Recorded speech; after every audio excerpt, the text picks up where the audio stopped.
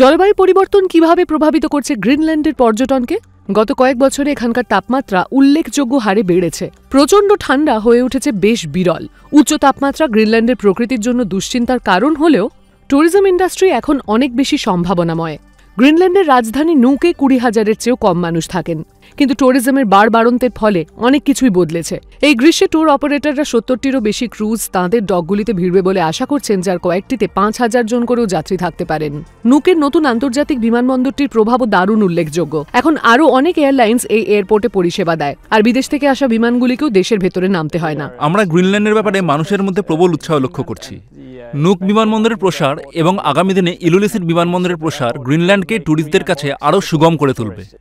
জলবায়ু পরিবর্তনের ফলে নতুন নতুন সুযোগ তৈরি হয়েছে, আর কিছু নতুন আশঙ্কাও। ট্যুরিজম ব্যাপক হারে বাড়লে তার সামাজিক এবং পরিবেশগত প্রভাব আমাদের এই ভঙ্গুর সমাজ ও বাস্তুতন্ত্র উভয়ের ওপরেই পড়বে। কিন্তু গ্রিনল্যান্ডের মতো দেশের সুবিধা হলো আমরা সচ্ছল ক্রেতাদের উচ্চমানের পরিষেবা দিতে পারব, যার ফলে সংখ্যার ভার কমবে এবং তার পরিবেশের উপর চাপও কম পড়বে। গ্রিনল্যান্ডের দরজা সারা পৃথিবীর জন্য প্রসারিত হচ্ছে, আর ট্যুরিজম বাড়ার সঙ্গে সঙ্গে বাড়ছে প্রকৃতিকে রক্ষা করার দায়িত্ব আর এই দেশের মানুষদের সাহায্য করার দায়।